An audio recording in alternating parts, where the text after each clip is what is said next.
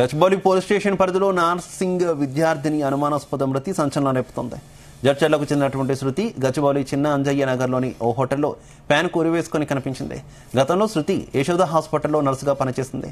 మృతదేహాన్ని పోస్టుమార్టం కోసం మార్చురీకి తరలించారు. కేసు నమోదు చేసుకుని గచ్చిబౌలి పోలీసులు దర్యాప్తు చేపట్టారు.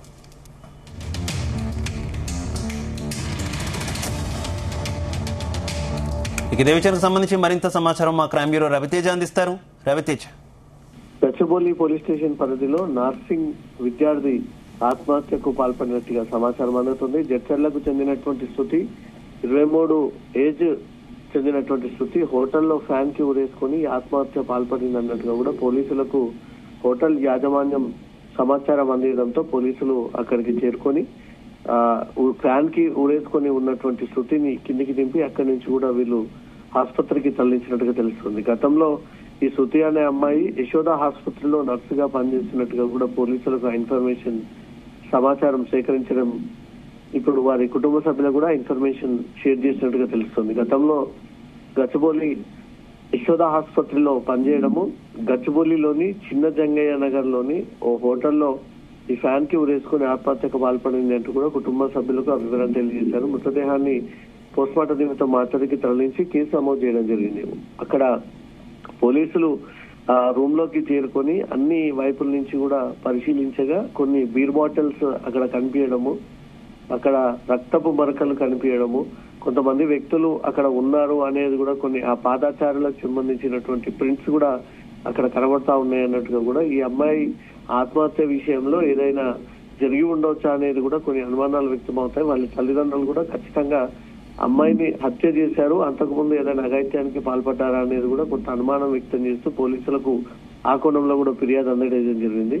ఒకే అమ్మాయి హోటల్లో ఉండడం, ఇన్ని బీర్ బాటిల్స్ ఒకే అమ్మాయి సేకరించదు కాబట్టి చాలా మంది తన ఫ్రెండ్స్ తో కలిసి ఉండి ఈ అమ్మాయిని ఈ రకంగా చేసి అక్కడి నుంచి కూడా ఎస్కేప్ అయ్యారు.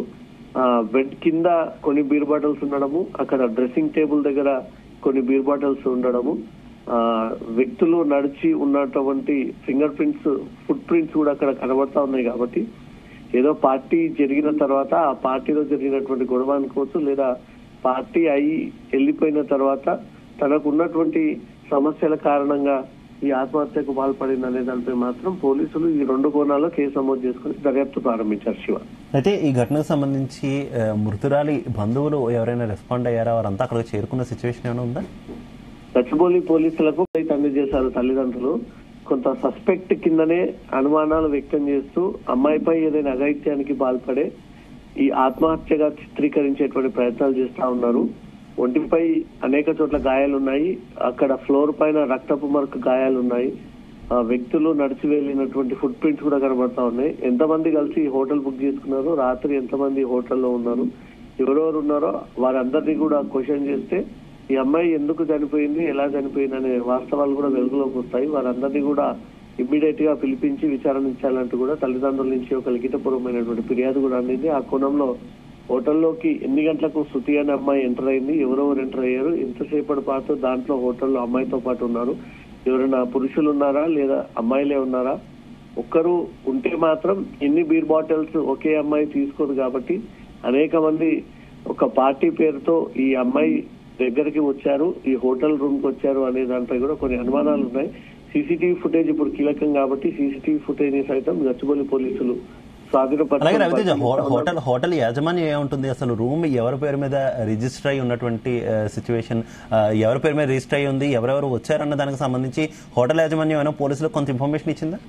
గచ్చిబౌలి పోలీసులు హోటల్ యాజమాన్యం నుంచి కూడా వివరాలు సేకరించారు. ఎవరు పేరు పైన ఈ హోటల్ బుక్ అయ్యింది, ఎవరెవరు దీంట్లోకి వచ్చి ఈ టైం కి రిటర్న్ వెళ్లారు, ఈ మద్యం బాటిల్స్ అన్ని కూడా ఈ రూమ్ లోకి ఎలా వచ్చాయి, ఎవరు సరఫరా చేశారు, సరఫరా చేసినప్పుడు ఎవరెవరు అమ్మాయితో పాటు కలిసి ఉన్నారు అనే దానిపై కూడా గచ్చిబౌలి పోలీసులు ఈ హోటల్ చెందినటువంటి స్టాఫ్ యజమాని నుంచి కూడా ఆ వివరాలు సేకరించి అదంతా కూడా స్టేట్మెంట్ రికార్డ్ చేసుకోవడం జరిగింది. ఇప్పుడు సీసీటీవీ ఫుటేజ్ ని పరిశీలిస్తే హోటల్ యాజమాన్యం చెప్పింది ఇక్కడ సీసీ ఫుటేజ్ లో దొరికింది ఒక రకంగా, ఈ 2 మ్యాచ్ అయితే మాత్రం ఖచ్చితంగా అనుమానాలు లేకుండా ఈ కేసుకు సంబంధించి ఒక క్లారిటీ వచ్చేటువంటి అవకాశం ఉంటుంది. ఈ కేసు కొంత అనుమానాస్పదంగా ఉండడంతో మాత్రం అమ్మాయి మొబైల్ ని కూడా స్వాధీనపరచుకొని చివరగా ఎవరితోటి ఏమైనా ఇన్ఫర్మేషన్ ఇచ్చిందా, ఎవరితో అయినా గొడవ పడుతుందా, లేదా రాత్రి జరిగినటువంటి పార్టీలో ఏదైనా ఇష్యూ జరిగి అమ్మాయిపై వారు చెప్తున్న విధంగా నేను అఘాయిత్యానికి పాల్పడి ఊరేసి చిత్రీకరించే ప్రయత్నం చేశారా అనే కోణంలో కూడా గచ్చిబౌలి పోలీసులు అన్ని వైపుల నుంచి కూడా ఈ కేసు దర్యాప్తు కొనసాగిస్తా ఉన్నారు. Okay Raviteja, thank you.